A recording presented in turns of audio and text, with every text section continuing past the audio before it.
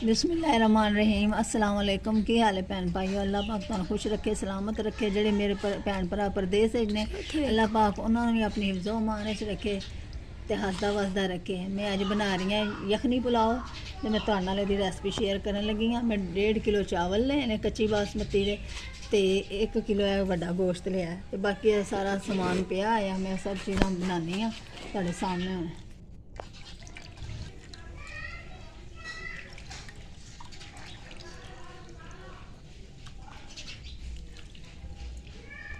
देखो मैं यखनी च प्याज पान लगी हाँ।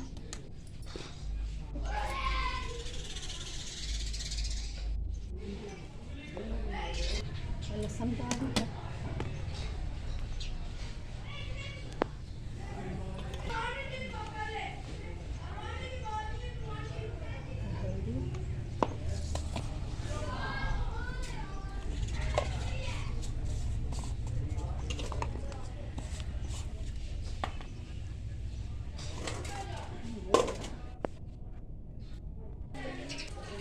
टुकड़ा अदरक दा। बस हुण असीं इहनूं बंद कर देंगे।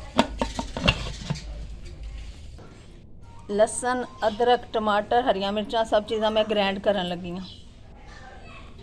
सुक्का धनिया भी ग्रैंड करांगे विच पा के।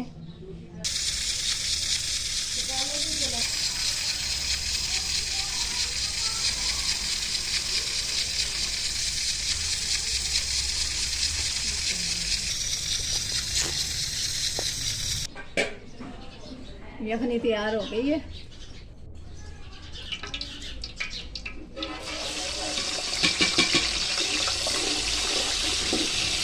प्याज फ्राई करने हैं।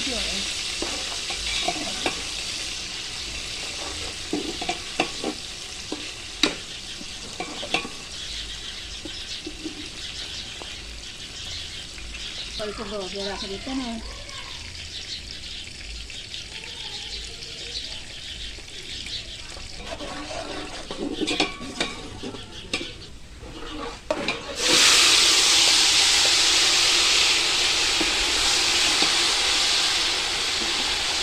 लसन अदरक टमाटर हरियां मिर्चां सुक्का धनिया उन्होंने पेस्ट था।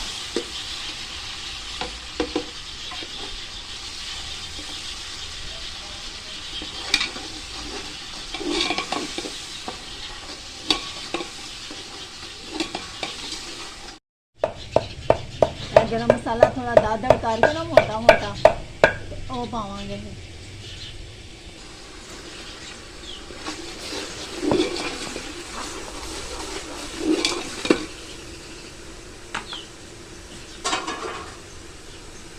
लाल मिर्चा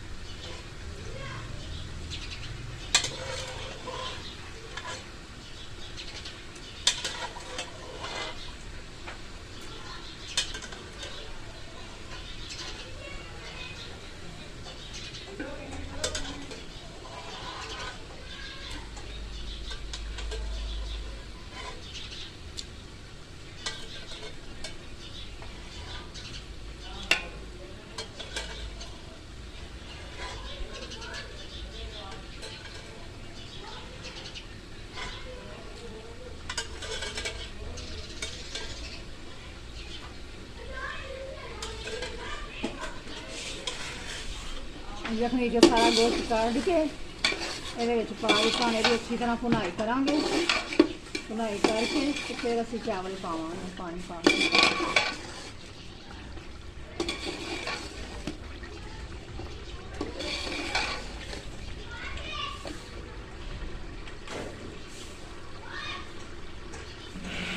मैं रायता भी बना लिया। रायते च खीरे मिर्चां प्याज टमाटर जीरा कालियां मिर्चां पाइयां ने नमक। बस गैस यही मैंने लगता वो पकाना पे। देखो यखनी पान लगी जो बिगनर्स ने ना उन्होंने वास्ते है कि अगर उन्होंने चावलों का पानी का या यखनी का अंदाज़ा ना होए ना तो मतलब 1 गिलास चावल लैणगे तो 2 गिलास यखनी पवेगी।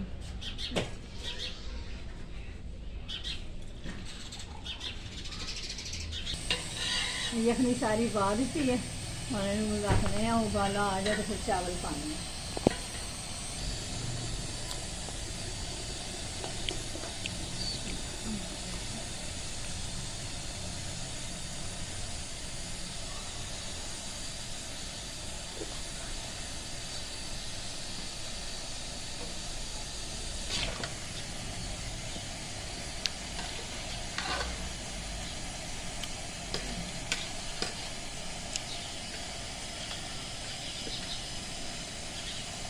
मेरी बच्चियां नवियां पकाने वाली ने, और नाप के भी चावल पका लेना। अगर 1 गिलास चावल हो तो 2 गिलास यखनी पा लेनी।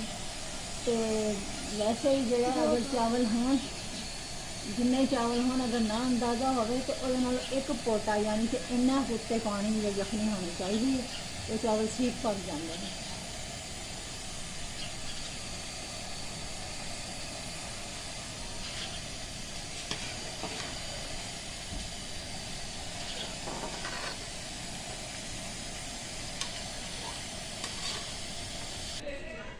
चावल पक गए ना साढ़े, गैस खत्म हो गया सी, मैं लकड़ियां वाले चूल्हे ते रख के ते चावल पकाए ने। बाकी पक गए ने चावल, वेखो रायता भी है ते नाल यखनी पुलाव भी है, तैयार हो गए ने।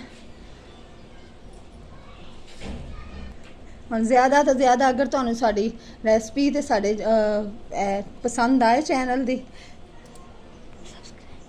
वीडियो, तो इन्हू ज़्यादा तो ज़्यादा लाइक तो सबसक्राइब करना, तो ज़्यादा कमेंट करना। अल्लाह हाफिज़।